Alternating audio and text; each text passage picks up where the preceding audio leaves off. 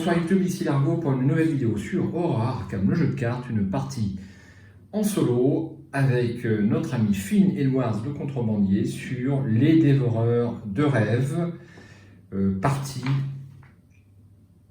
sur la partie la quête onirique, donc les rêveurs que je n'ai pas encore joué. J'ai vu la partie filmée sur la chaîne de nos amis Ryzen et Shep. Donc je connais un petit peu les scénarios, mais je ne l'ai jamais joué. Et j'en profite donc pour jouer cette mini-campagne, puisqu'elle ne fait que 4 scénarios. Donc ça c'est intéressant, ça ressemble un petit peu à la Zélatrice au niveau longueur. Et donc j'en profite pour la jouer en solo. Alors ma dernière partie en solo date de Wendy sur Civilisation oubliée. Malheureusement, je l'ai déjà dit, cette campagne ne sera jamais terminée, puisque j'ai eu un petit bug sur mon application qui m'a obligé à la réinstaller et j'ai perdu mon carnet de campagne.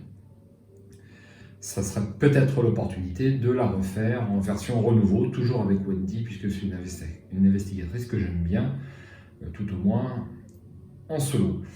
Alors, au niveau mise en place, eh bien, je vais comme d'habitude vous lire le prologue. C'est un petit peu long. Si vous le connaissez déjà, eh bien, vous pouvez faire avance rapide. Sinon, voici.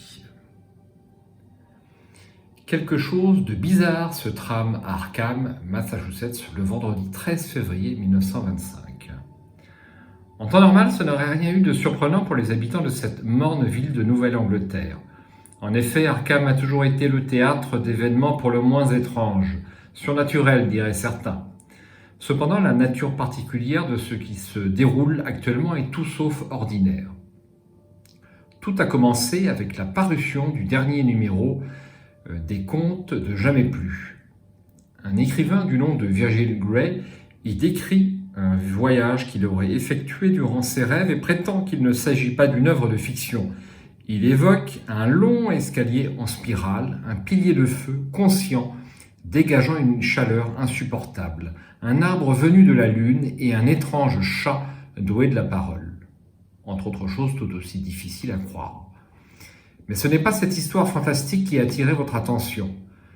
Peu après la publication du récit, les Contes de Jamais Plus commencèrent à recevoir et à publier des lettres de personnes ayant lu l'histoire de Virgile et clamant avoir vécu la même expérience. Bientôt, l'annonceur d'Arkham s'empara de l'affaire et la nouvelle de l'existence de ces étranges phénomènes arriva jusqu'aux oreilles d'experts. Virgil Gray accepta de se soumettre à une thérapie à l'asile local où nombre de ceux qui avaient partagé les psychoses de l'écrivain furent également invités.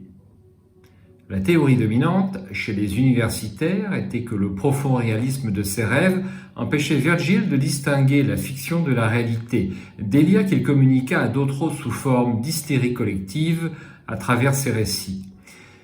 Vous n'êtes toujours pas convaincu.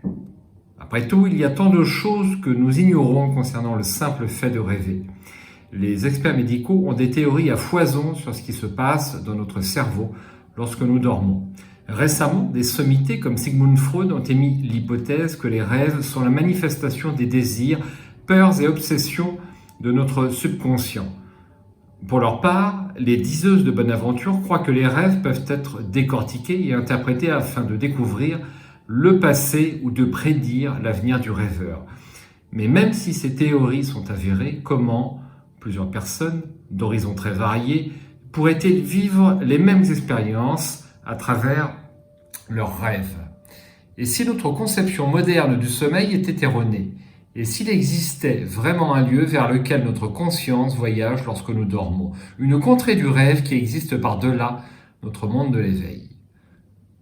Vos compagnons et vous avez décidé de lever le voile sur cet étrange phénomène. Si d'autres personnes en ville peuvent rejoindre un autre monde dans leurs rêves, peut-être en êtes-vous également capable. Vous avez recréé à la perfection les circonstances du voyage de Virgile. Si tout se déroule comme prévu, la moitié d'entre vous voyagera vers ces contrées du rêve et en reviendra. Les autres resteront dans le monde de l'éveil pour étudier le cycle de sommeil de leurs compagnons et s'assurer que rien ne tourne mal. Voilà pour l'introduction. Donc ensuite quelques détails de mise en place que je vais expliquer pour les personnes qui n'ont jamais joué cette campagne et qui ne la connaissent pas du tout. Donc le cycle consiste en 2 campagnes séparées de 4 scénarios chacune, donc 8 scénarios A et B. La campagne A que je vais jouer est intitulée La quête onirique, qui est constituée des scénarios 1A, 2A, 3A et 4A, et raconte l'histoire des investigateurs qui ont voyagé dans le monde onirique. La campagne B est intitulée La toile des songes et est constituée des scénarios 1B, 2B, 3B et 4B. Cette campagne raconte l'histoire des investigateurs qui sont restés dans le monde de l'éveil. Donc c'est cette campagne B que j'ai déjà jouée à 4 joueurs en collaboration avec la chaîne Arkham JCE TV en Belgique qui eux ont joué la partie rêve. Une campagne très sympathique, peut-être un poil plus facile que ce qu'on a connu. Je l'ai joué qu'une fois, donc ça reste à confirmer quand même. On était 4. Je rappelle qu'à 4 joueurs, eh bien, les scénarios sont plus faciles. Ça ne fait aucun doute là-dessus. Il y a plus d'interaction. On peut plus s'entraîner. Donc nous allons jouer uniquement les quatre scénarios donc, de cette campagne A et donc la partie campagne B ne sera pas jouée. Hein. On a le choix lorsqu'on joue de cette campagne. Donc voilà les mises en place. On démarre dans les 70 marches, le sommeil léger, et on va essayer de progresser vers la caverne de la flamme. Un petit mot peut-être sur le Chaos Bag. Donc on joue cette partie en normal, maintenant je le précise parce que j'ai fait une partie en facile. Peut-être que je referai ou pas. Je peux décemment pas jouer des parties en facile avec toute la collection de cartes, même en solo. Elle est quand même maintenant assez imposante, donc il faut que je me restreigne et c'est assez difficile quand même de se restreindre au niveau collection de cartes alors qu'on la complète. Bon, à voir. Donc là c'est en standard. 1 plus 1, 2, 0, 2, moins 1, 2, moins 2, 1, moins 3, 1, moins 4. Un cultiste, 2 jetons tablette, échec automatique et Elder Sign. Donc quelque chose d'assez classique, mais pour l'instant il n'y a pas de jetons crâne ni de choses très anciennes. J'en profite pour faire un gros plan sur la grille. Donc jeton crâne, il n'y en a pas encore, c'est moins X. X est le nombre de cartes dans votre main, arrondi au supérieur. Cultiste, moins X. Il n'y en a qu'un pour l'instant. Moins X, c'est le nombre de lieux bois enchantés révélés, mais pour l'instant c'est 0, puisque je n'ai pas de lieu bois enchanté sur la carte. Et tablette, moins 2 en cas d'échec lors d'une tentative ou d'une attaque contre un ennemi avec le mot-clé nuée. Ajoutez-lui une carte nuée. Voyage au-delà du mur. Depuis votre rêve initial, vous avez été projeté dans un paysage onirique familier, celui qu'a décrit Virgile Gray dans son histoire publiée dans les Contes de Jamais Plus. Est-ce réel? Votre esprit est-il simplement en train de recréer ce qu'il a envie de voir? Forcé, quand la fatalité est placée sur cette intrigue lors de la phase du mythe, si un investigateur est dans un lieu marche, placez une fatalité supplémentaire sur cette intrigue. Donc pour mémoire, notre lieu de départ est un lieu marche. Le suivant aussi, c'est tout ce qu'on sait. Entrer dans les mondes du rêve. La porte conduisant hors de votre rêve initial donne sur un escalier de pierre. Des milliers de volets de marches différentes se croisent ici et forment un nœud complexe où mondes et fictions se rejoignent. Tous ces escaliers finissent par se fondre en une seule et unique spirale qui s'enfonce profondément dans le monde du rêve. Ne piochez pas de carte de rencontre lors de la phase du mythe. L'objectif, si un investigateur entre dans la caverne de la flamme, avancez immédiatement. Ah, ouf, alors ça commence plutôt bien. Je ne vais pas piocher de cartes dans ce tas maudit. Tout est prêt à démarrer. Je vous fais comme d'habitude un petit gros plan sur la grille de mes petites pyramides que je pose maintenant sur mes cartes pour me souvenir des effets de jeu. Voilà, hop, c'est fait. On va attaquer avec le tirage de notre deck. Peut-être quelques mots sur Finesse Wars, dont tout le monde le connaît, mais je relis quand même pour la belle forme. Vous avez le droit d'effectuer une action supplémentaire durant votre tour qui ne peut être utilisée que pour s'échapper. Elder Sign, plus 1, pour chaque ennemi incliné en jeu. En cas de réussite, avec une différence de 2 ou plus, vous avez le droit de découvrir un indice dans votre lieu. Ne jamais perdre de vue la sortie, ni la marchandise. 7 points de santé mentale et 7 points de vie. Donc vous avez le détail du deck sous cette vidéo. Donc je rappelle que lorsque les ennemis ont joué, on les incline. On ne le fait jamais parce que ça ne joue jamais. Mais pour Finn Edwards, ça peut jouer. Donc il faudra se souvenir de ce point. Avant de tirer, juste un mot donc, sur la mise en place. Donc, c'est un contrebandier et un criminel. Et figurez-vous que sur la mise en place de ce scénario, eh bien, on peut lire un rêve de criminel ou un rêve de truand. Hein. Ce sont les deux seuls rêves que je peux lire avec cet investigateur. Donc chaque investigateur, dans l'ordre de jeu, en lit un. Donc moi j'ai choisi le rêve de truand.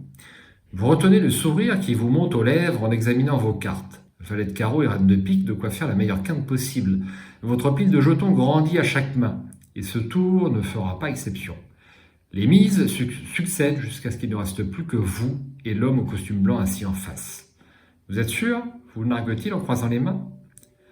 Poussez tous vos jetons au centre de la table et révélez votre quinte au roi. Quel dommage! Il dévoile une paire de 2. On dirait bien que vous avez tout perdu.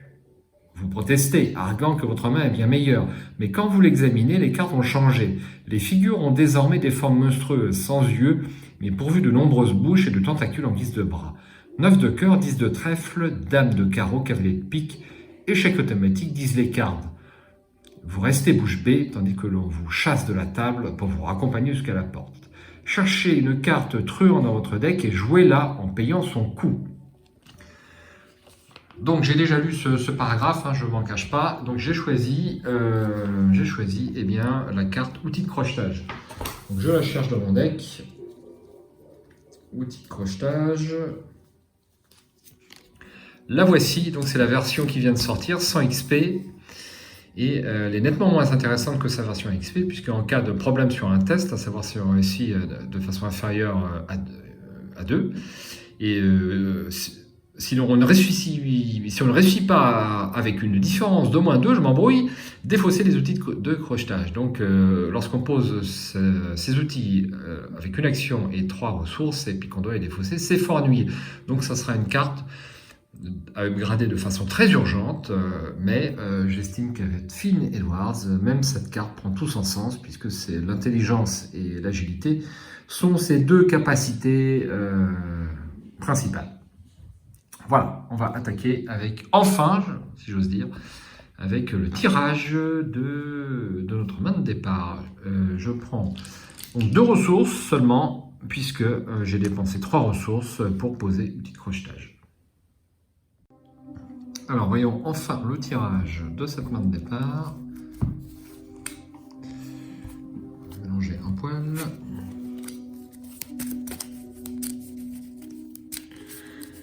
Je rappelle, ma faiblesse, c'est la tour. J'espère ne pas la tirer au début, car ça appauvrirait considérablement mes ressources. 1, 2, 3, 4 et 5.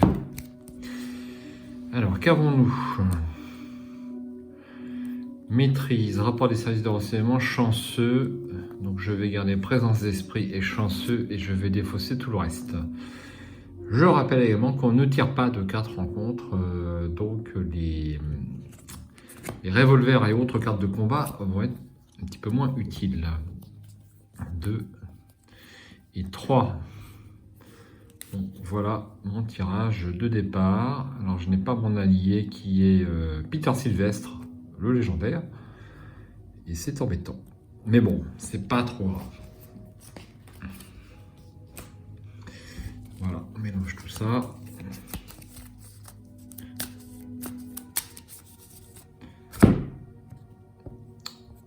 Et on va prendre connaissance du lieu. Alors, 70 marches. Du sommeil léger. Vous n'êtes plus dans votre monde. Une spirale de degrés en pierre est suspendue dans le vide sans le moindre support visible. Au pied des marches se trouve une plateforme, elle aussi en suspens dans les airs, d'où un portail doré mène à une caverne illuminée. 1 de valeur occultée, un indice. Forcez quand vous quittez les 70 marches, subissez une horreur pour chaque carte dans votre main au-delà de 5. Action rapide, choisissez et défaussez une carte de votre main. Alors, un indice. Et on va faire cette première phase d'investigation. Une petite pyramide rose pour m'indiquer effet, entrée ou sortie de lieu. Et puis on y va. Alors, Il me reste que 2 ressources. Donc l'imperméable, on l'oublie. Je pense pouvoir avancer tout de suite. Alors, le deuxième lieu, la caverne de la flamme. Vous ne pouvez pas entrer dans la caverne de la flamme à moins que tous les indices sur les 70 marches n'aient été découverts. Une large porte s'étendait sur toute la largeur de cette plateforme, étincelant d'or et de bronze. Elle montait jusqu'au ciel et semblait s'étendre à l'infini, disparaissant dans les troublantes ténèbres au-dessus qui me rappelaient des nuages orageux. Jennifer Brozek to fight the Black Wind, jamais entendu parler. Donc je vais enquêter. Alors je vais enquêter à 4 contre 1. Je ne vais pas utiliser les outils de crochetage de peur que de tirer l'échec automatique. On ne sait jamais. Ou le moins 4. Donc ça fait quand même 2 pions. Le moins 4 ou même le... qu'est-ce que je raconte? Ça fait 5 plus 4, 9, moins 2, 7. Ouais, ça passerait quand même. Je peux peut-être tirer les choses automatiques, je préfère ne pas les utiliser. 0, pas d'échec automatique, une action et un indice. Donc je n'ai que 5 cartes, je peux avancer sans prendre d'horreur pour une deuxième action. 9 de valeur occulte et 0 indice. Forcé à la fin de la phase de mythe, chaque investigateur dans la caverne de la flamme subit un dégât. Dans un sommeil léger, il descendit les 70 marches menant à la caverne de la flamme et fit part de son projet aux prêtres barbus Nash et Kamanta. Les prêtres secouèrent leur tête barbue surmontée d'une tiare et jurèrent que ce serait la mort de son âme. Lovecraft, la quête onirique de Kadat Inconnu, qui est donc sa nouvelle principale dans les contrées du rêve, avec son alias Carter, qu'on va rencontrer. Hop. Donc pas d'indice, et donc j'ai avancé. Donc je peux retourner le premier acte. Au centre de la grotte se trouve une colonne de flammes, flanquée de 2 hommes barbus vêtus de robes. Vous reconnaissez cette scène pour l'avoir lue dans les écrits de Virgile Gray. Les prêtres, la caverne, tout est identique. Soit vous vous êtes aventuré dans le même rêve, soit vous êtes aussi fou que Louis. Vous devez passer l'épreuve, dit l'un des prêtres, l'air énigmatique. Lourd sera votre fardeau. Votre preuve se doit donc d'être à sa mesure. Chaque investigateur perce tous ses indices. Mettez en jeu les ennemis Nash et Kamanta dans la caverne de flammes. Votre sommeil est de plus en plus profond. Ajoutez un pion crâne à la réserve du chaos pour le reste de la campagne. Alors, un jeton crâne. Le voici, je le rajoute. Et on a dit... Donc je les ai mis de côté, sauf erreur. Voilà, ils sont là. On va rajouter ces 2 ennemis déjà. Nasht, prêtre des contrées du rêve, 2 en lutte, 3 points de vie et 2 en agilité, distant et riposte. Action, discussion, exécutez un test d'agilité ou de lutte à 2 pour prouver que vous êtes digne d'entrer dans les contrées du rêve. La difficulté de ce test augmente de +1 par investigateur, donc nous sommes à 3. En cas de réussite, retournez Nash et résolvez le texte au verso. En cas d'échec, Nash attaque chaque investigateur dans son lieu. Forcé, après avoir vaincu Nash, retournez-le, résolvez le texte au verso. Et le deuxième, c'est Kamanta. C'est exactement la même chose, sauf que le test va être en volonté ou en intelligence. Donc ils sont distants, donc on les met là.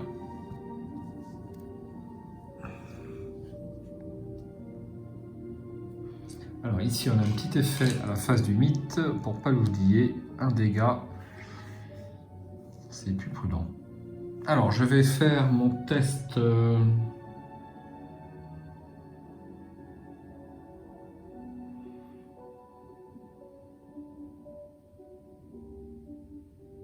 Je vais faire mon test d'agilité. Donc je vais commencer par Nasht. Donc je suis à 4 contre 3. C'est extrêmement modeste.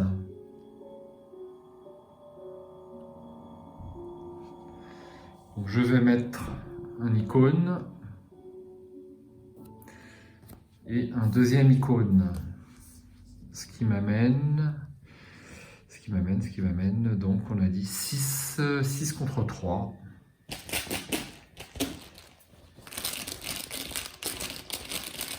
Il faut que je réussisse avec 2 ou plus pour avoir une action supplémentaire, n'est-ce pas gagné? 0, eh bien j'ai une action supplémentaire. Donc c'était ma dernière action, je ne l'ai pas retournée, donc la voici.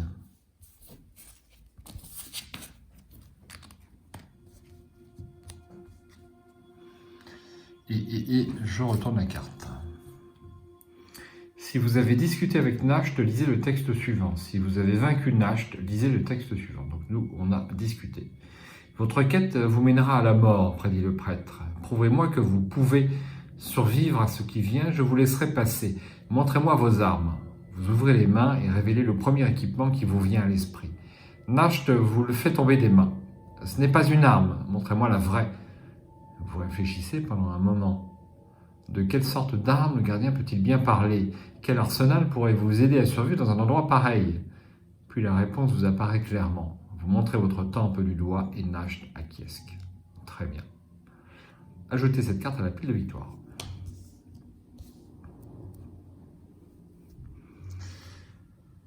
Ensuite, donc test d'intelligence. Est-ce que ça vaut le coup de tenter à 4 contre 3, mais j'ai un chanceux?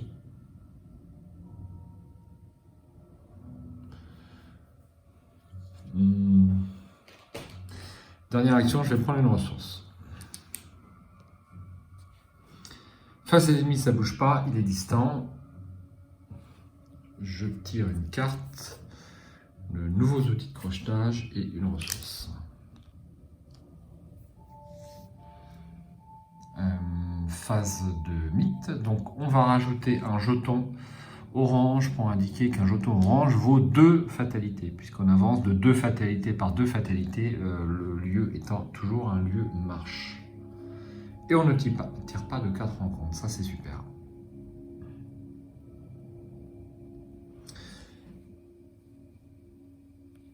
Je retourne les pions, je ne l'ai pas fait, et je prends un dégât par rapport à l'effet de ce lieu. Ensuite, phase d'investigation.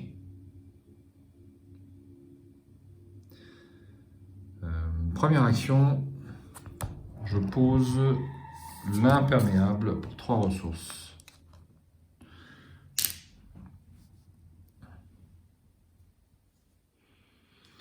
Deuxième action, je discute avec Kamanta avec un test d'intelligence. Donc, pour l'instant, je suis à 4 contre 3. 5 contre 3. Je vais garder mon présence d'esprit. 5 contre 3.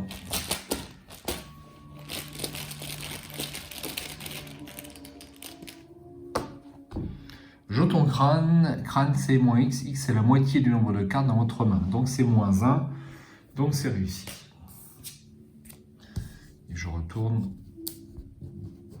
Kamanta. Si vous avez discuté avec Kamanta, lisez le texte suivant. Votre esprit est fort, aimé le gardien, mais êtes-vous prêt à mettre de côté votre conception de la vérité, de la réalité? Si tel est le cas, modifiez votre accoutrement. Vous manifestez votre incompréhension. C'est une terre de volonté, continue le prêtre. Si votre résolution est réelle, prouvez-le-moi. Vous fermez les yeux et imaginez une tenue différente, tentant de visualiser sa texture, sa couleur, son odeur, chaque fibre de son tissu. Quand vous ouvrez les yeux, vous la portez. Bien, dit Kamantan en s'écartant. Ajoutez cette carte à la pile de victoire. Hop, et donc là, sauf erreur, on peut avancer, absolument. Vous jugeant digne d'accéder aux contrées du rêve, les prêtres s'écartent pour vous laisser passer et la porte s'ouvre devant vous. Avant que vous n'entriez, l'un des prêtres vous attrape par le poignet et vous donne un dernier avertissement. Votre voyage vous mènera peut-être au-delà des terres des dieux. L'œil du chaos est désormais sur vous. Suivez le sentier et vous serez en sécurité. Mais attention, il resserre son emprise. Ne vous écartez pas du chemin. Chaque investigateur perd tous ses indices. Mettez en jeu les 700 marches, le pied des marches et le chemin enchanté. Votre sommeil est de plus en plus profond. Ajoutez un pion crâne à la réserve du chaos pour le reste de la campagne. Alors on va faire tout ça. Donc d'abord un jeton crâne, le voici, je le rajoute. Ensuite, des indices, eh bien... Bon, j'avais, je crois, oublié d'enlever celui-ci. Hop, je l'enlève. Et puis, mettez en jeu les 700 marches, le pied des marches et les chemins enchantés. Donc, voici les 700 marches, le chemin enchanté et le pied des marches. Alors, donc, les 700 marches, c'est connexe ici. Ensuite, nous avons le pied des marches et le chemin enchanté. Et ça nous donne ceci. Là, c'est connexe au chemin enchanté. Voilà. Bon, bah c'est tout. Je peux passer à l'acte suivant. Les escaliers descendent en spirale dans un abîme qui semble ne pas avoir de fin. Ne piochez pas de carte de rencontre lors de la phase de mythe. Si chaque investigateur est dans le chemin enchanté, avancez immédiatement. Ok. Donc rien ne s'oppose à ce que j'atteigne les 700 marches. Donc dernière action, j'y vais.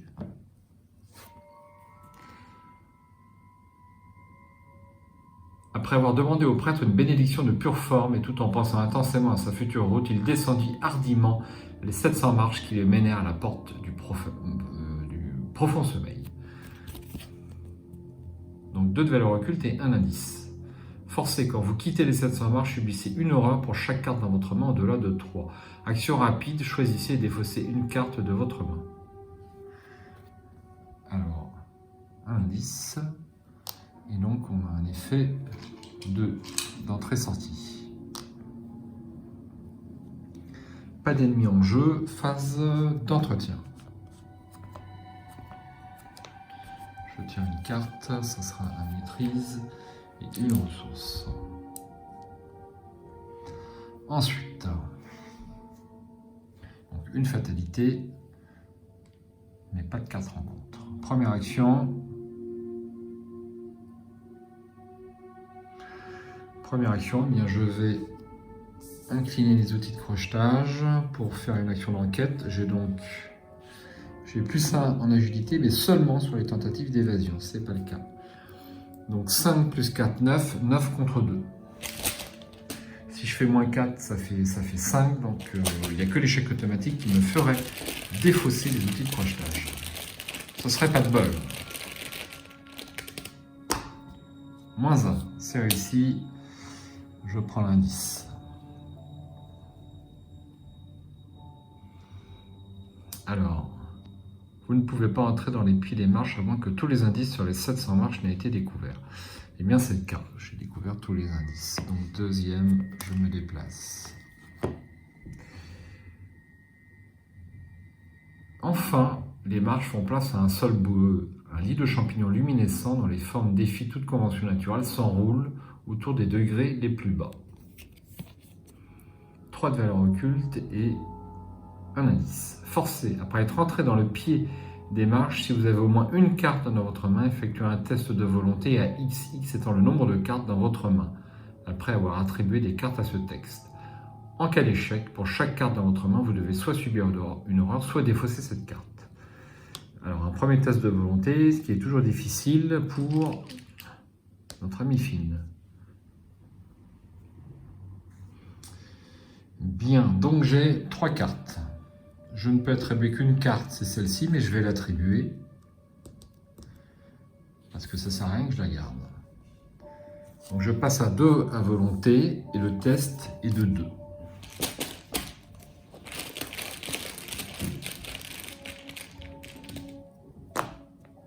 Moins 4. Moins 4, donc c'est raté, ça fait 0.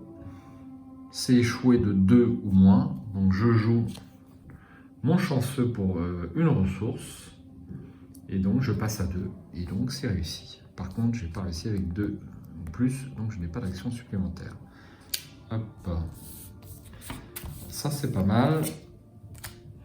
C'était pas gagné. Alors, dernière action.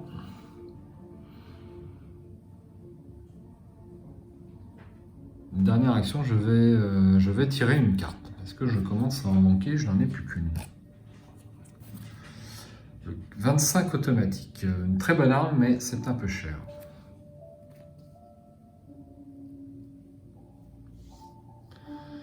Voilà, voilà. Eh bien, phase d'entretien. Hop.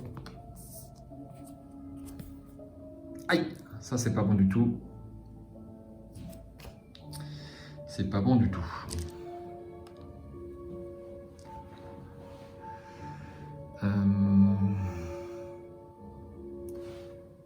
On rajoute une double fatalité.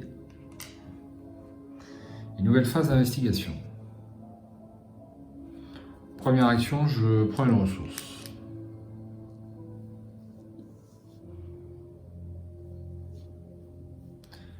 Deuxième action,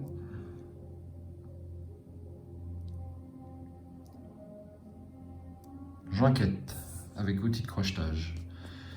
Donc je suis toujours à 8. Je crois que j'ai dit 9 tout à l'heure, c'était pas bon. 8 contre 3. 8 contre 3, si je tire le moins 4, eh bien je dois défausser ces outils. Oui. Et je ne peux pas attribuer de carte à cause de ma tour. Je fais un petit gros plan sur la tour. Si vous ne la connaissez pas, je suis obligé de la jouer si je veux attribuer des cartes.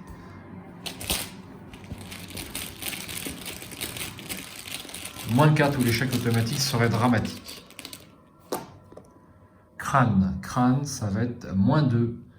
Donc c'est bon. Un 10. Et dernière action, eh bien je vais me déplacer ici. Donc ça coulait de source, je ne pouvais pas m'y déplacer avant d'avoir pris l'indice.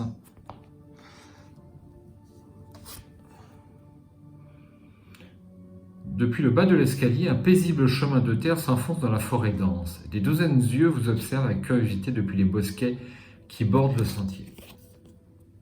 2 de valeur occulte et aucun indice. Le chemin enchanté est connexe à chaque lieu bois enchanté. Le chemin enchanté gagne +1 de valeur occulte pour chaque lieu bois enchanté non révélé en jeu. Triple action, vous faites ce qu'on vous a dit de faire, mais vous avez le sentiment de passer à côté de quelque chose.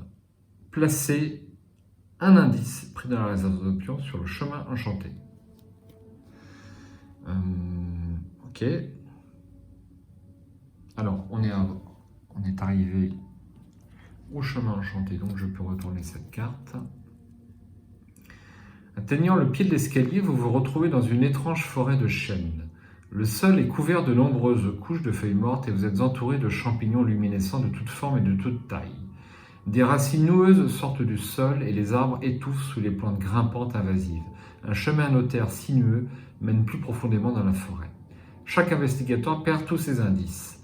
Votre sommeil est de plus en plus profond. Ajoutez un pion crâne à la réserve du chaos pour le reste de la campagne. Retirez de la partie chaque lieu marche. Prenez au hasard 6 des lieux bois enchantés mis de côté et mettez-les en jeu. Retirez les autres exemplaires de la partie. Mélangez toutes les cartes scénario restantes mises de côté, à l'exception du travailleur Gug et de Randolph Carter, le rêveur expérimenté, pour former le deck rencontre.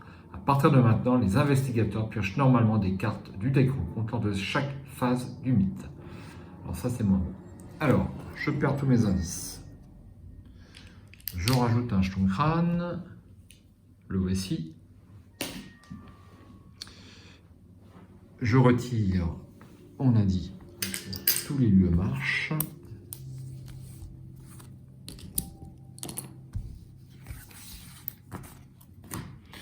Hop, et je vais prendre donc, des lieux bois enchantés. Donc il y en a 7.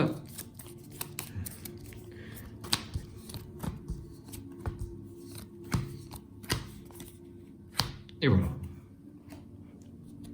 Alors c'est connexe. Je vais mettre des petites flèches, c'est plus agréable.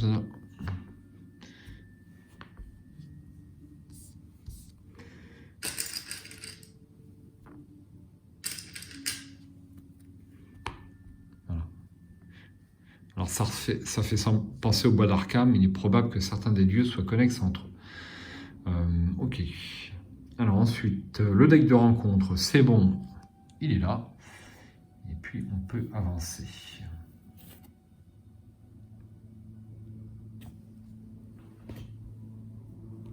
Alors, c'est le dernier acte.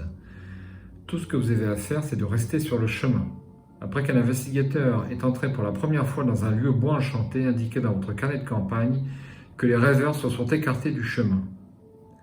Seuls les investigateurs sur le chemin enchanté ont le droit de dépenser collectivement le nombre d'indices pour avancer. Il faudra 5 indices. Alors on va y réfléchir.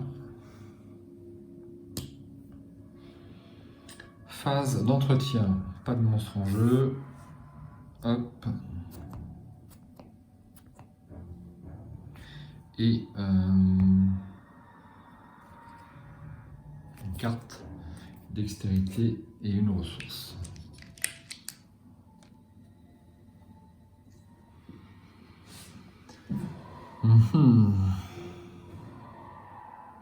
Donc une fatalité et une carte rencontre.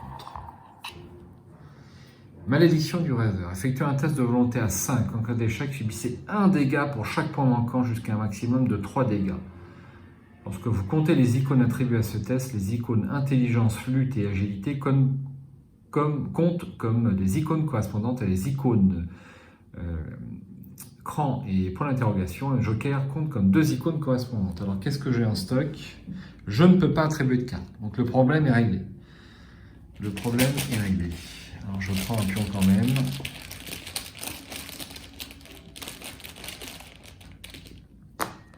Zéro, j'ai 1 en volonté, donc 3 dégâts. Donc je vais mettre 2 dégâts sur Finn Edwards et 1 dégât sur l'imperméable pour le conserver. Bon, ça fait mal.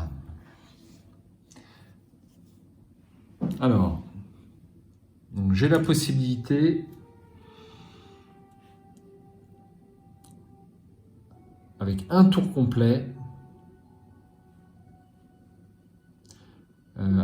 passé dans le lieu pour faire apparaître des indices. Ah, mais c'est super dur parce qu'en fait, le lieu va actuellement 8 en valeur occulte. Tant que je ne suis pas allé dans le bois enchanté. Si je vais dans le bois enchanté, eh bien, je note dans mon carnet de campagne que je me suis écarté du chemin. Donc, c'est pas bon du tout. Donc, pour moi, on est obligé quasiment de s'écarter du chemin, quoi. C'est impossible. Donc, il me faut donc, au minimum, il faudra 5 tours pour faire apparaître les 5 indices. Et pour obtenir ces indices, j'ai besoin de 5 autres tours. Donc ça fait 10 tours.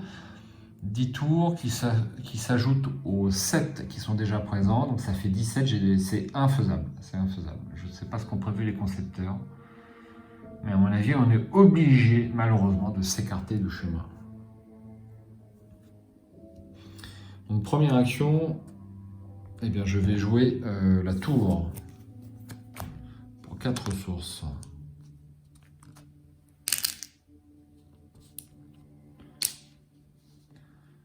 Deuxième action, je me déplace sur ce bois. Je crois que c'est la même illustration que les bois d'Arkham de la boîte de base. Attirez plus profondément dans la forêt luxuriante, vous vous écartez du chemin. Ah oui, il propose. Alors, nous avons quoi? Une trappe de pierre. Tant que vous enquêtez dans ce lieu, il gagne plus 1 de valeur occulte pour chaque carte dans votre main.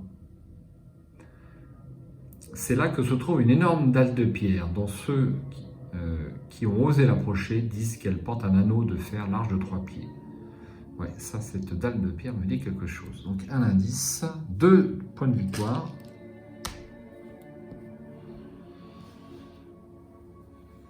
Alors,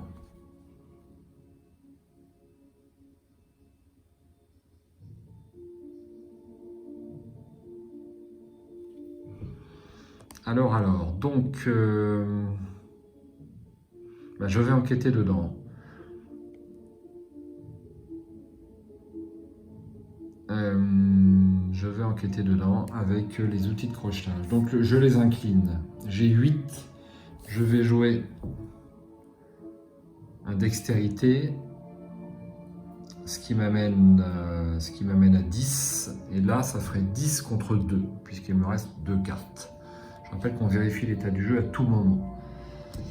Donc la valeur occulte, c'est on la prend juste au moment où on en a besoin. Donc ça fait 4, 10 contre 4. Si je tire le moins 3, ça fait 7. Moins 4, ça fait 6. Ouais, c'est bon. On va faire comme ça. Donc je suis à 10 contre 4 de valeur occulte. Pas d'échec auto, pas d'échec auto, pas d'échec auto. Moins 1. C'est bon. Donc j'ai un indice.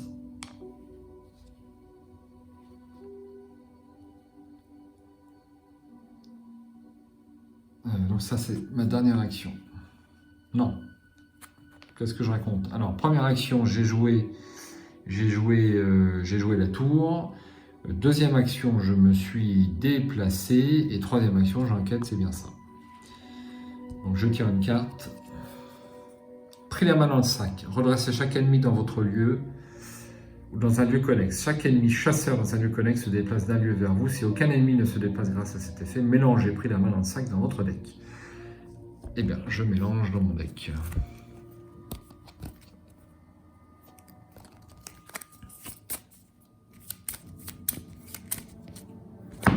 Et une ressource. Je redresse.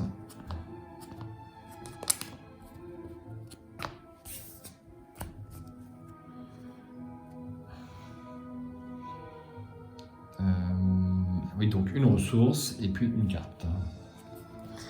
Donc attaque par surprise. Ensuite, une fatalité et une carte rencontre. Éclipse dans les contrées du rêve. Révélation. Mettez en jeu l'éclipse dans les contrées du rêve à côté du deck intrigue. Quand vous initiez une enquête, vous devez soit subir une horreur, soit augmenter de +2 la valeur occulte de votre lieu pour cette enquête. À la fin du round, défaussez Éclipse dans les contrées du rêve. Hop.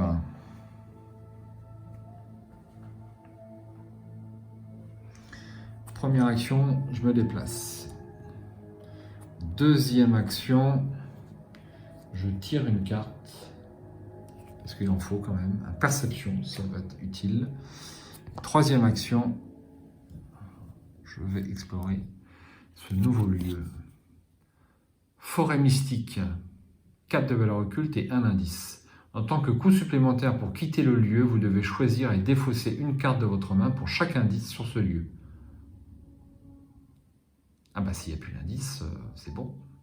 Se faufilant maintenant sous les bas-côtés phosphorescents entre les troncs gigantesques, Carter émettait des sons bruissants à la manière des Ogs et de temps en temps écoutait pour saisir leurs réponses. Alors, les Ogs sont des amis de Carter, ce sont il me semble, des bestioles amicales. 2 points de victoire.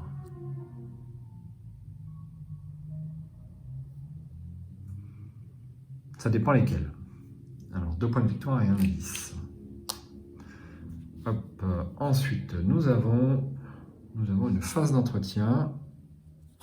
On va mettre un petit truc rose. Mais bon, a priori, on n'en aura pas besoin. Une carte, rapport des services de renseignement et une ressource. Une fatalité et je défausse ceci. Et une carte rencontre. Profond sommeil, c'est varié, hein. Malédiction. Mettez en jeu profond sommeil dans votre zone de menace. La taille limite de votre main est réduite de 3 et votre limite de main est vérifiée après chaque fois où vous piochez au moins une carte. Pour 2 actions, défaussez profond sommeil. Bon.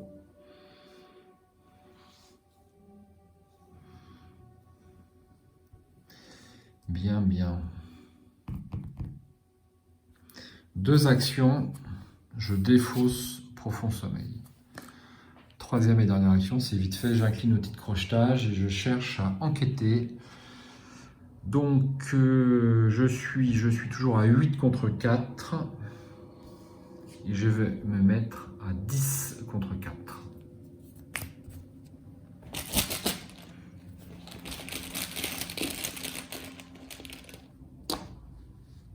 Moins 1.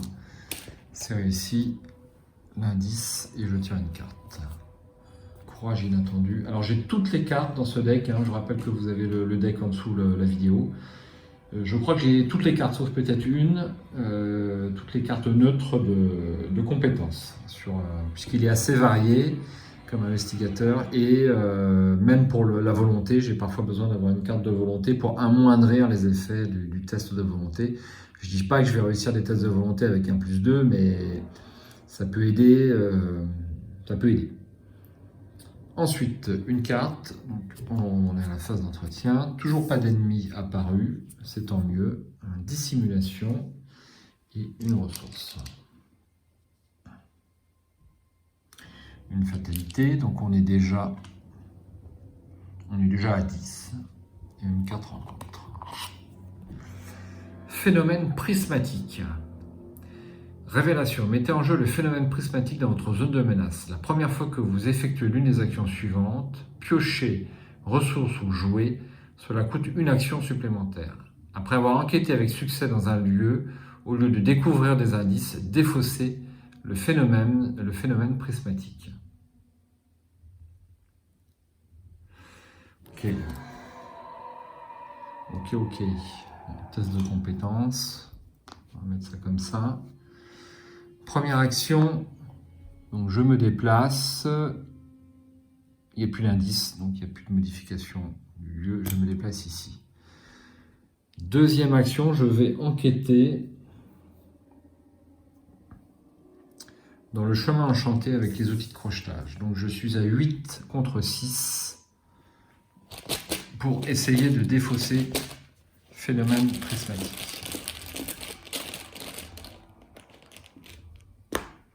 Moins 1, c'est bon.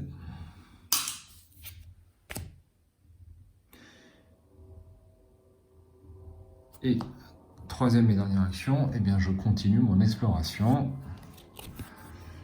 Le village des Zogs.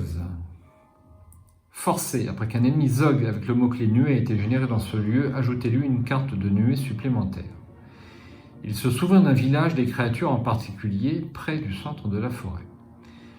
2 points de victoire et un indice. Alors je crois que les Zogs dans la nouvelle se montrent amicaux, mais une fois que le chat est apparu, ou quelque chose dans ce genre-là. Le commandant des chats. Donc un indice.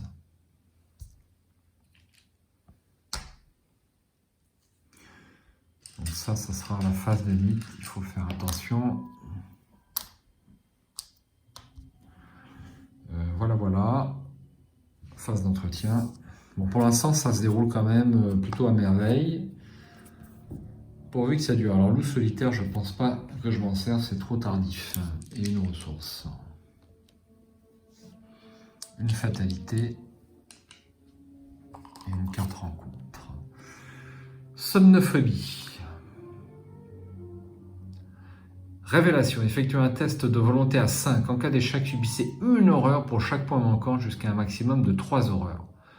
Lorsque vous comptez les icônes attribuées à ce test, les icônes intelligence, lutte et agilité comptent comme des icônes correspondantes et les icônes volonté et point d'interro et joker donc comptent comme 2 icônes correspondantes. Bon, alors, pour l'instant j'ai 0 horreur, mais ce n'est pas une raison pour se laisser aller. Donc je vais jouer mon courage inattendu, qui me compte comme 4 icônes, donc je passe à 5. Je vais jouer loup solitaire. Et je vais jouer attaque par surprise. Bim. Donc 5, 6, 7, 8. 8 contre 5. Et c'est là que je tire l'échec automatique.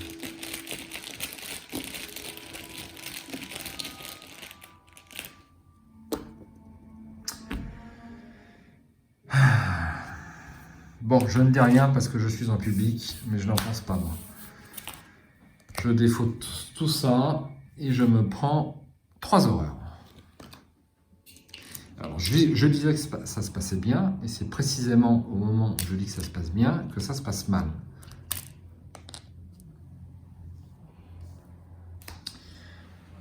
Phase d'investigation. J'incline outil de crochetage et je fais un test à 8 contre 3. Est-ce que je mets un icône? Non. Allez, je ne peux pas tirer 2 fois de suite l'échec automatique, c'est pas possible. Allez, 8 contre 3.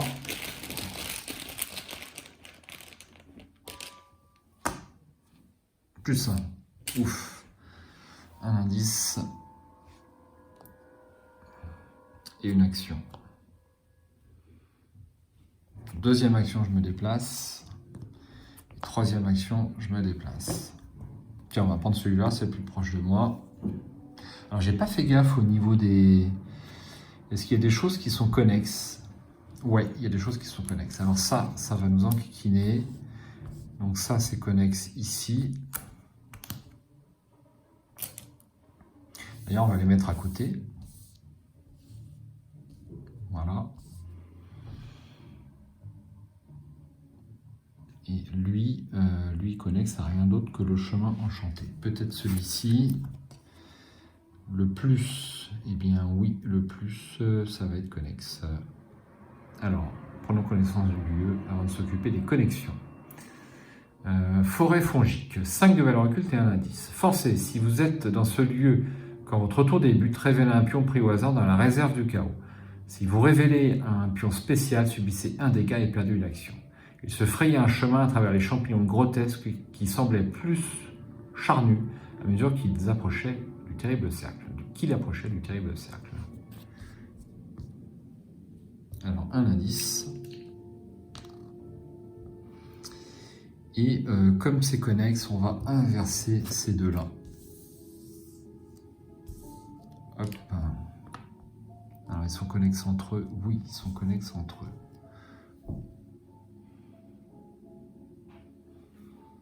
Donc, on a un lieu à la phase d'investigation. Avec qui s'active à la phase d'activation, donc une petite pyramide verte. Phase d'entretien, clac.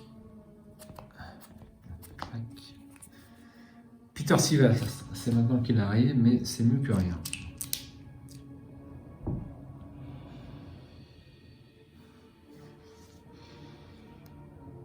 Une fatalité. Donc on est à combien? 6 plus 6, 12. Encore un peu de marge. Un zoug imperceptible. C'est très très moche. Génération n'importe quel lieu connexe. Chasseur, nuée 2.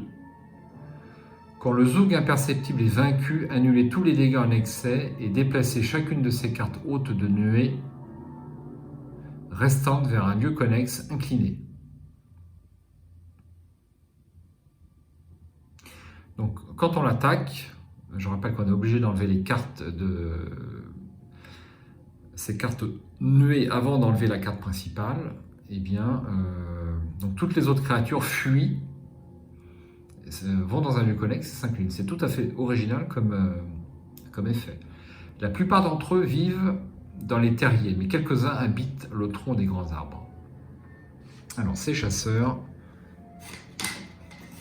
et c'est dans un lieu connexe. Alors,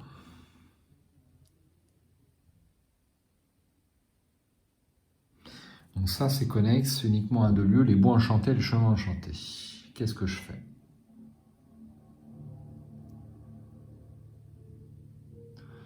C'est un peu pareil, hein.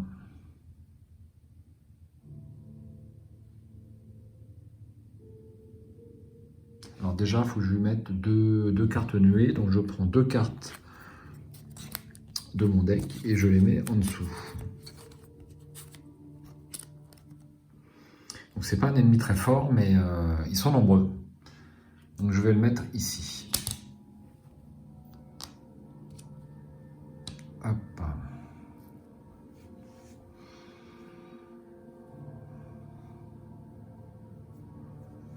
Alors, question, est-ce que je cherche à faire le malin ou pas?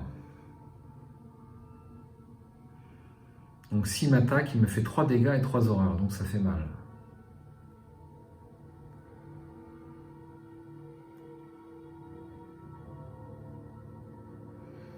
Est-ce que je joue mon arme?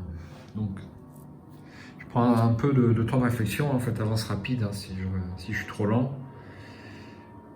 Ça, c'est rapide, c'est pas mal quand même. Dépensez une munition combattre. Si l'ennemi attaqué est incliné, vous gagnez plus 2 et infligez plus un dégât pour cette attaque. Je vais la jouer. Hein. Donc c'est rapide. Alors est-ce que je... J'hésite. Est-ce que je joue Peter Sylvestre plutôt? Donc 1, je joue Peter Sylvestre. 2, rapport des services de renseignement. 3, je me déplace et je peux l'incliner. Mais si j'échoue à ce test, je suis mort.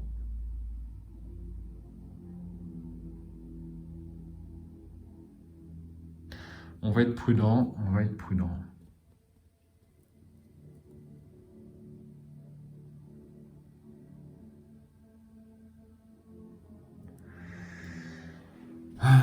Je réfléchis. En plus, c'est... On peut pas l'avoir, on peut pas avoir les ogres par 2 parce qu'en fait, dès qu'on en tue un, les autres fuient. Et ça, c'est casse-pied. C'est extrêmement casse-pied.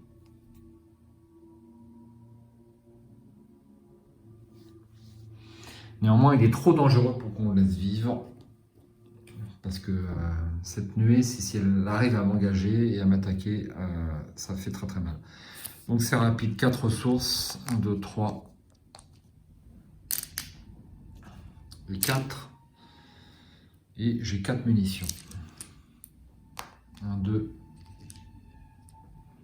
3, 4. Ensuite, première action. Ah oui, mais j'ai plus assez d'indices pour... Enfin, j'ai plus assez de ressources pour jouer rapport des services de renseignement.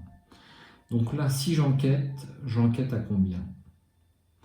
J'enquête donc, on a dit, à 8. 8 contre 5. Là, il y a peu de marge. Je peux faire un 10 contre 5.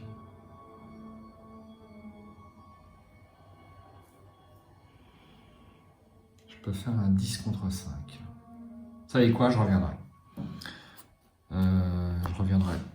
Première action, je me déplace. Il m'engage. Action gratuite, je lui échappe. Donc je lui échappe à 5 grâce à l'imperméable contre 2. Est-ce que je joue une petite carte? Non. 5 contre 2.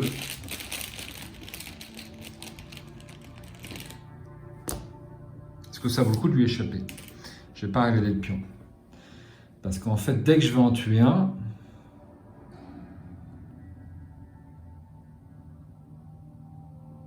pour avoir les plus 2 en lutte, il faut que l'ennemi soit incliné. Est-ce que j'ai besoin de plus 2 en lutte? Là, j'attaque à 3, plus 2, 5. 5 contre 2. Et je vais essayer de... Ouais, mais c'est gratuit. Donc ça sert à rien de s'en priver, il faut pas être con. Donc je fais bien ça. J'échappe gratos. Ok. Alors heureusement, il n'a pas alerte. Deuxième action.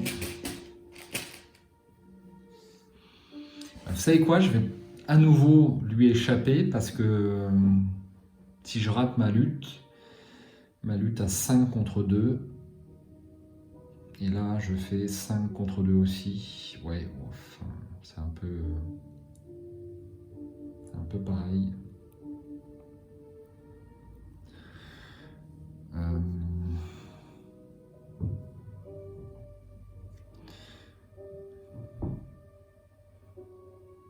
Donc, deuxième action, je vais l'attaquer plutôt. Je vais l'attaquer. Donc, je dépense sa maîtrise. Non. Ouais. Si je loupe, ben je retenterai un échappement. Tant pis. Je dépense sa maîtrise, ce qui m'amène à 5 contre 2. 5 contre 2.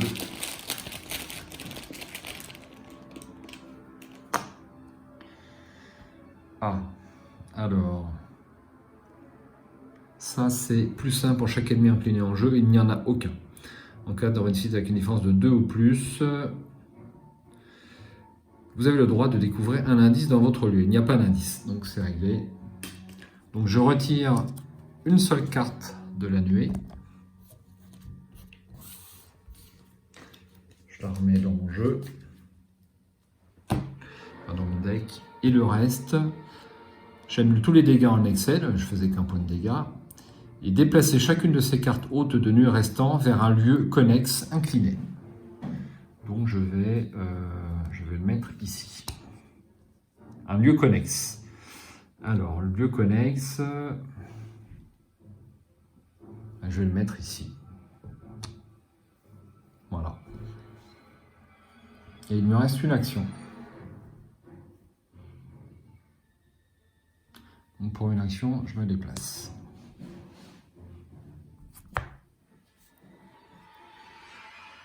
Voilà, voilà. Phase d'entretien.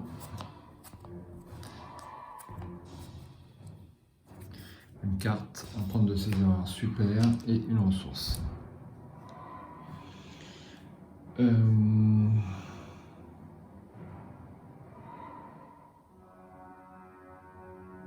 Ensuite, donc lui, il se redresse. À la phase d'entretien, on rajoute une fatalité et une carte rencontre.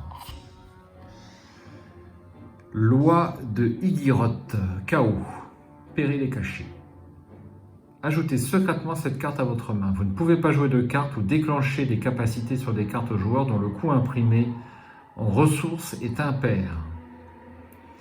Défaussez de votre main une carte joueur avec un coût imprimé en ressources paires. Défaussez cet exemplaire de Loi de Higgiroth dans votre main.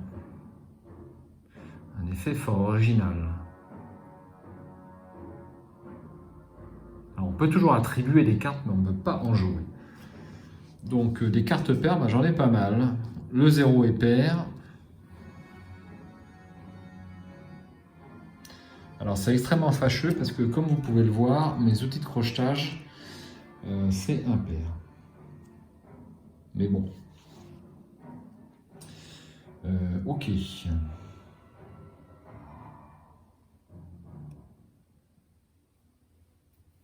Par contre, mes armes continuent à produire. Donc pour une action, je me déplace dans le dernier lieu inconnu. Voyons ça. L'arbre lune. Forcé. Après être entré dans ce lieu, vous devez soit subir 2 horreurs, soit perdre toutes vos actions restantes. 2 points de victoire et un indice. Donc il y a un effet d'entrée et sortie de lieu. Alors, on vient de sonner, je vais être obligé de faire une petite pause. Reprise, c'était un livreur Amazon, il ne savait pas que j'étais dans les contrées du rêve, le rustre. Mais bon, on lui pardonne. Alors, je vais choisir un effet. Donc, est-ce que je subis 2 horreurs ou je perds toutes mes actions restantes? Donc, 2 horreurs, je suis à combien en horreur? Je suis à 3, ça me ferait passer à 5.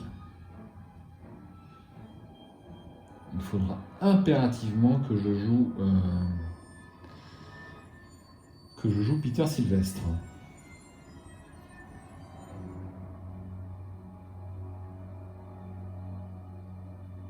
Sachant que tant que j'ai la loi de Higgiroth, eh bien Peter Sylvestre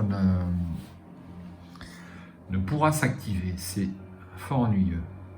Bon, je prends les 2 horreurs, c'est trop cher. Hop. Deuxième action, je vais défausser dissimulation. Alors, il faut que je regarde d'abord les connexions. Je n'ai pas fait gaffe. Alors, c'est connexe ici. Et c'est connexe ici.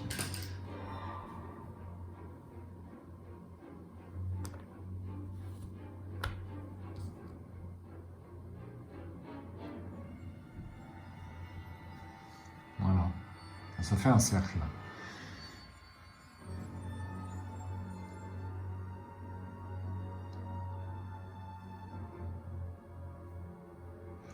Donc c'est bien ce que je disais. Donc deuxième action, je vais défausser loi de Hiroth en défaussant une carte avec un coût en ressources pair, donc dissimulation. Et dernière action, j'incline les outils de crochetage pour faire une enquête donc à 8 contre 3.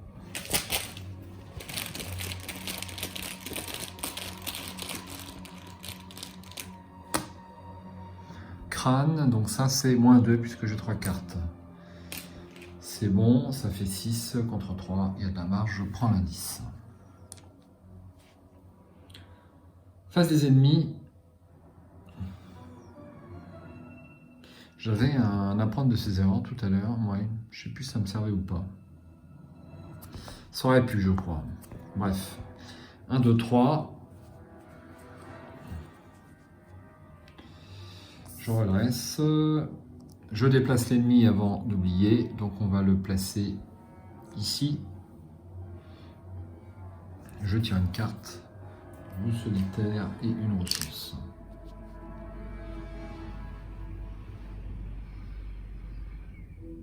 Bien.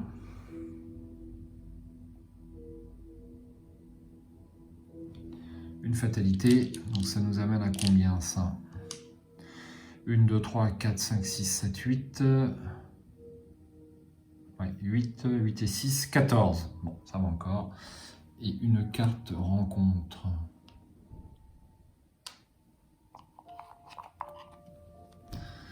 Malédiction du rêveur, ça on connaît. Effectuez un test de volonté à 5 en cas d'échec. Subissez un dégât pour chaque point manquant jusqu'à un maximum de 3 dégâts. Lorsque vous comptez les icônes attribuées à ce test, les icônes intelligence, lutte et agilité comptent comme des icônes correspondantes et crâne et joker comptent comme 2 icônes correspondantes. Alors,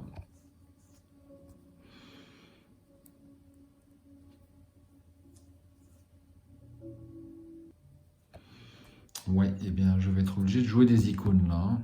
Je suis combien? Je suis à 3. Si j'en prends 3, ça passe encore. Bon, bah je vais jouer ça. Ce qui m'amène à 3. C'est compliqué, hein. Est-ce que je joue Peter Sylvestre ou pas? 3, 5, 6, 6. Je me mets à 6 contre 5. Je sollicite un petit peu de chance sur ce test, ça serait super.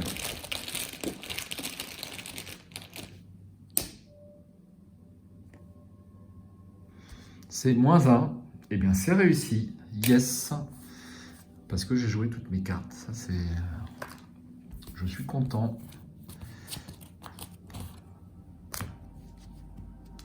Phase d'investigation. Alors, je vais me déplacer ici. Je l'engage. Non. Action gratuite, je lui échappe. Pas de raison de... C'est gratos. 5 contre 2.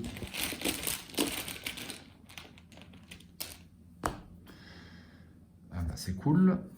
Pas d'indice dans le jeu, donc on se pose pas de questions. Donc il est échappé, je vais le mettre là comme ça pour l'instant. Deuxième action, je lui tire dessus avec le 25 automatique.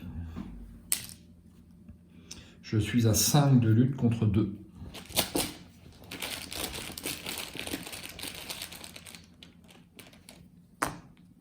Moins 1.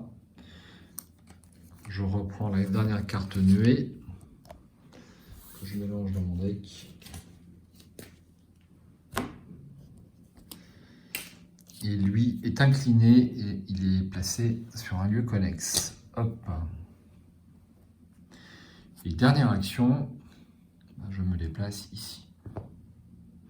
Alors, en tant que coup supplémentaire pour quitter ce lieu, vous devez choisir de défausser une carte de votre main pour chaque indice sur ce lieu. Ouais, il n'y a plus d'indice. Donc on s'en fiche. Je crois que j'ai oublié un effet ici. Si vous êtes dans ce lieu quand votre tour débute, révélez un pion pris au hasard dans la réserve du chaos. Si vous révélez un pion spécial, subissez un dégât et perdez une action. Merde, j'ai oublié. Et j'ai oublié. Pourtant, j'ai mis un petit... Bon, je vais le faire tout de suite. Hein, c'est un moindre mal. Et je perdrai une action au coup suivant. C'est tout ce que je peux faire pour réparer mon misplay.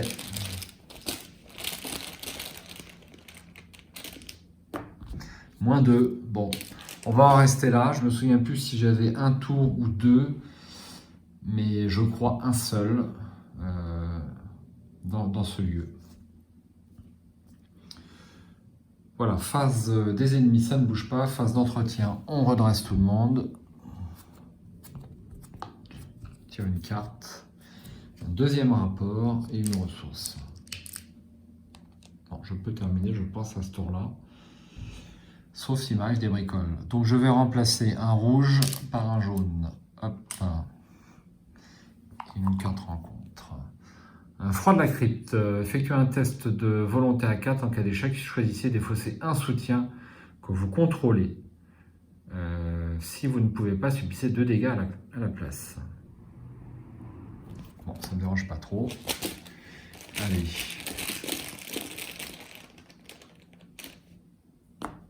-2. C'est raté, je vais défausser un soutien. Alors j'hésite entre les outils de crochetage, sachant que j'ai le rapport, donc s'en fiche un peu. Je vais défausser ça, hein, c'est ce qui me sert le moins. Allez hop.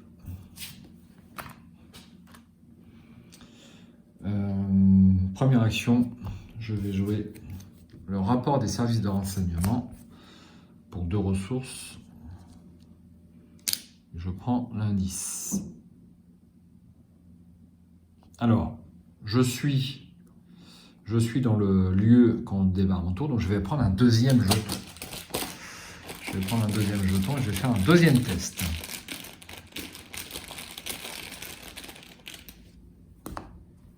Crâne, je subis un dégât et je perds une action. Je perds une action. Eh bien, dernière action, j'avance. Et, sauf erreur, je peux dépenser mes 5 indices. Donc 5 indices pour la bonne forme. Et je retourne cette carte. Après, alors que vous vous approchez de la lisière du bois, de plus en plus de ces espèces de rongeurs sortent de leurs terriers ou de trous dans les arbres. La forêt semble soudain vivante. Les créatures vous encerclent et vous parlent dans une langue qu'étrangement vous comprenez. Ils sont avec les chats, de nouveaux rêveurs. Non, ils ont suivi le chat noir. Mais le chat noir n'est pas là. Nous sommes plus nombreux qu'eux. Certains d'entre eux commencent à grogner en se rapprochant. C'est à cet instant précis que vous entendez une voix humaine s'élever. Que signifie tout ceci? C'est celle d'un homme jeune, d'un jeune homme blond, au visage impassible, suivi d'une meute de chats en colère et précédé d'un vieux félin balafré qui ouvre la marche. Vous réalisez que l'homme ne s'adresse pas à vous, mais aux créatures qui vous entourent et qui reculent face à cette réprimande. À votre grande surprise, le chat balafré prend la parole. Votre offrande est en retard. Les investigateurs doivent décider et choisir une option. Reculer et observer cette scène surréaliste, interrompre le chat balafré et prendre les choses en main. Bon, je vais être prudent, je vais reculer et observer cette scène surréaliste. Il me semble que c'est la plus logique quand même. Hein. Bon, allez, C1. Je me souviens plus de la conclusion de la partie belge. C1, C1.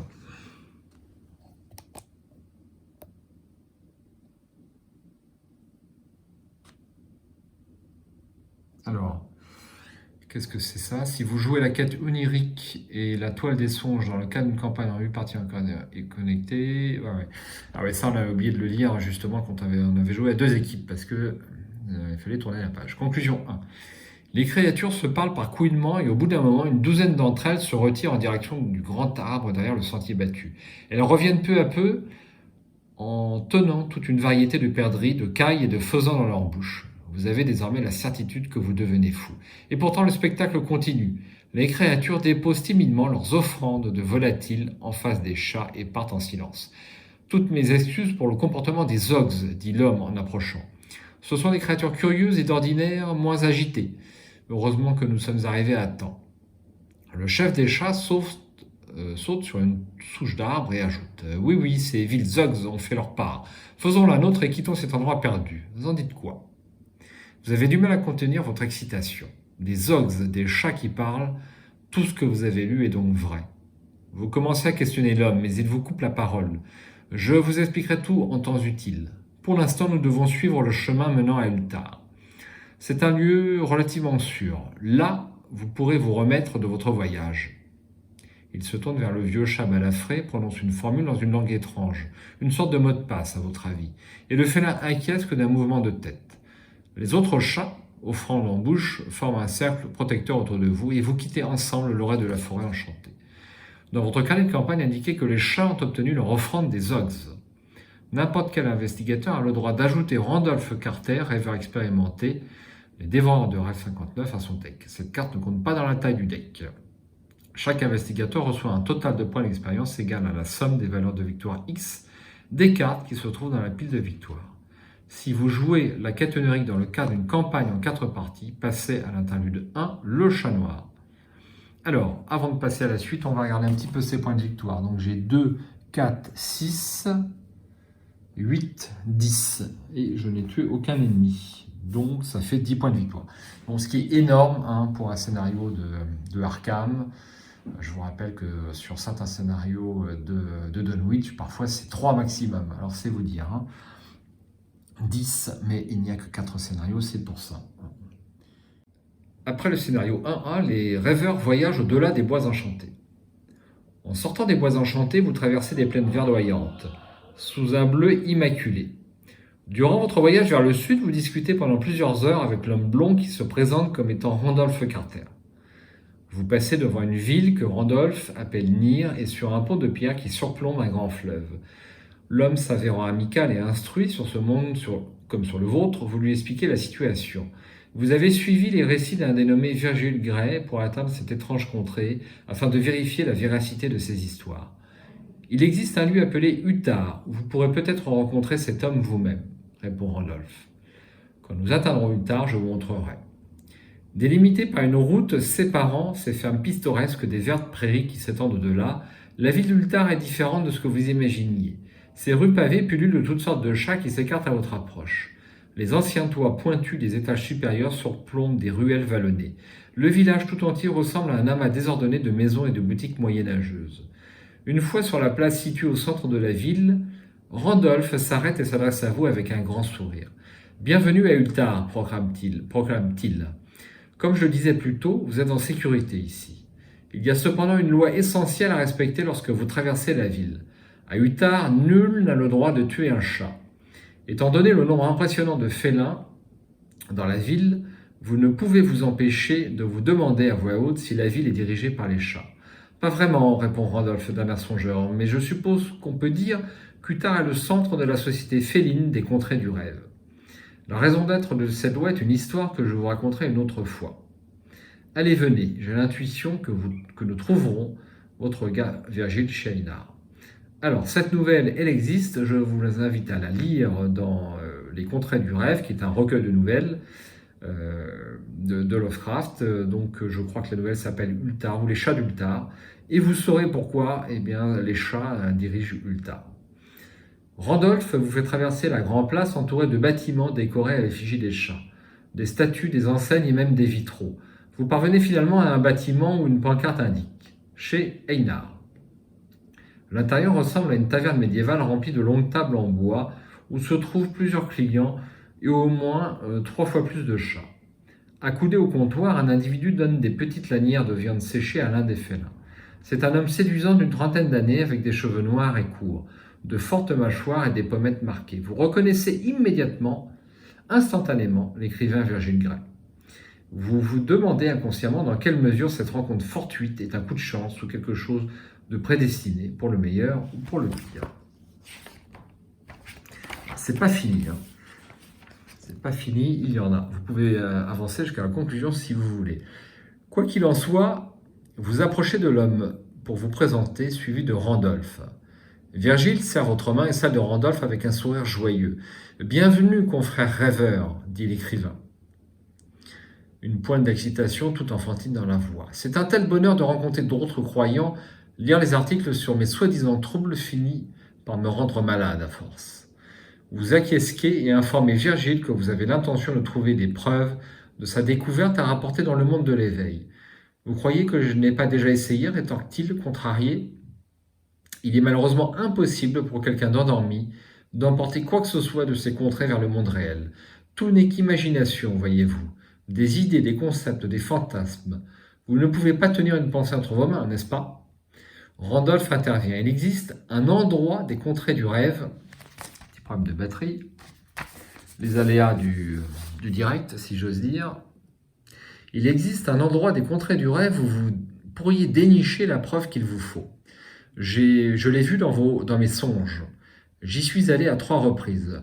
Chaque fois, un bref instant avant d'en être arraché par le soleil levant et malgré mes tentatives, je n'ai jamais pu retrouver le chemin. J'ai passé de nombreuses nuits à le chercher. « Oh » répond Virgile, intrigué. « Et quel est cet endroit ?» « C'est une cité merveilleuse, décrit Carter, avec des yeux brillants d'émerveillement, d'une splendeur et d'une magnificence comme je n'en avais jamais vu avant. Une ville qui se trouve par-delà la montagne inconnue de Kadat, où nul n'a encore jamais mis les pieds. Là, enveloppé de nuages et couronné par des étoiles, se dresse le palais d'Onyx des grands anciens. Totalement absorbé dans le récit, Virgile caresse nonchalamment le chat posé sur le comptoir à côté de lui. C'est un animal mince et couvert d'une fourrure luisante aussi noire que le vide de l'espace. Alors, nous devons trouver ce lieu.